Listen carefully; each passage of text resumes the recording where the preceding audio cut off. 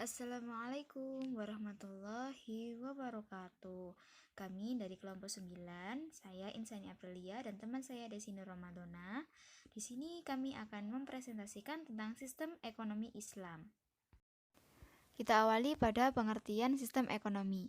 Dalam bahasa Arab, An-nidhamul iqtisadul islami berasal dari kata al-qasdu ekonomi yang berarti pertengahan atau berkeadilan.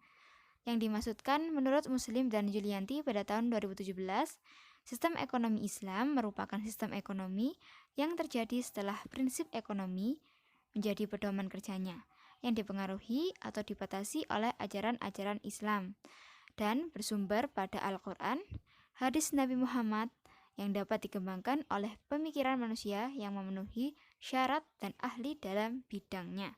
Sistem ekonomi Islam juga dipandang mampu menyelesaikan permasalahan-permasalahan ekonomi dengan cara yang islami.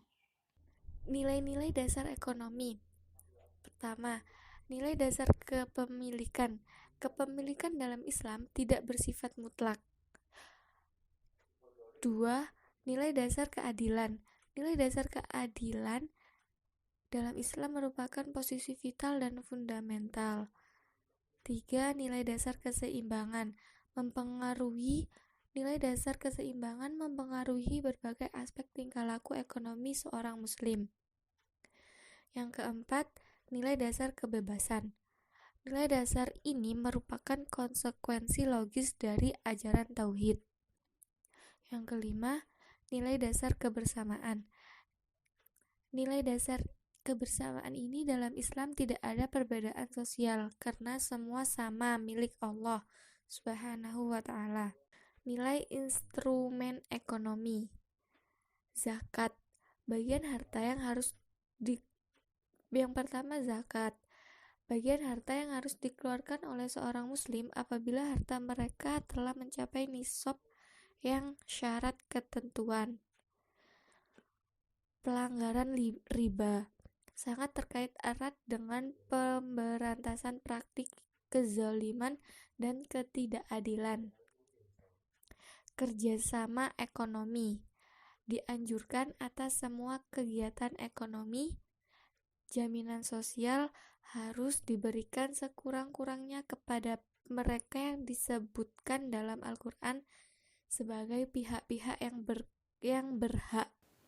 Menurut Syamsul Effendi pada jurnal tahun 2019-nya, ada perbedaan antara sistem ekonomi Islam dan sistem ekonomi kapitalis, ditinjau dari 1. Kebebasan. Ekonomi Islam memberikan kebebasan kepada individu untuk melakukan kegiatan ekonomi, memiliki dan menikmati hasil yang diperoleh dari usahanya, namun masih dalam aturan yang tegas, seperti hanya boleh membuka usaha-usaha yang halal dan juga sah. Sedangkan sistem ekonomi kapitalis berhak untuk mendirikan, mengorganisir, dan mengelola perusahaan yang diinginkan. Lalu ada hak terhadap harta. Sistem ekonomi Islam mengakui hak individu untuk memiliki harta. Islam memberikan kepada individu hak kepemilikan perorangan dan hak untuk menikmati kekayaannya, namun juga kewajiban untuk mengeluarkan zakat. Sedangkan sistem ekonomi kapitalis, setiap individu dapat memiliki harta secara perorangan, membeli dan menjual hartanya menurut yang dikehendakinya tanpa batas. Lalu aspek kekayaan. Sistem ekonomi Islam mencegah penumpukan kekayaan pada kelompok tertentu. Ia mengajarkan distribusi kekayaan kepada semua lapisan masyarakat, misalnya saja kewajiban mengeluarkan zakat. Sedangkan konsentrasi kekayaan pada kaum kapitalis ialah kekayaan dan alat-alat produksi menumpuk pada kelompok orang tertentu saja, yakni orang yang memiliki kekuasaan modal yang besar. Yang keempat, ketimpangan sosial. Dalam Islam mengakui adanya ketidaksamaan ekonomi antara orang kaya maupun orang miskin. Makanya dalam kehidupan tersebut dinamakan sunatullah. Sedangkan pada ketimpangan sosial kapitalis adanya persaingan bebas yang mengakibatkan munculnya semangat persaingan di antara individu-individu. Kekayaan yang hanya dimiliki sebagian kecil individu merupakan menggunakan untuk kepentingan diri sendiri dan akan mengorbankan kepentingan di masyarakat. Lalu ada bunga bank. Diartikan sebagai balas jasa yang diberikan oleh bank berdasarkan prinsip konvensional kepada nasabah yang membeli produknya. Hukum terhadap bunga bank selalu dikaitkan dengan kata riba. Seperti pada Quran Surat Ar-Rum ayat 39.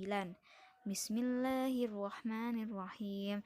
Wa ma ataitum mir ribal liyarbuwa fi amwalin nasi fala yarbuwa indallah wa ma ataitum min zakatin turiduna wajhallahi faulaika humul mudhifun.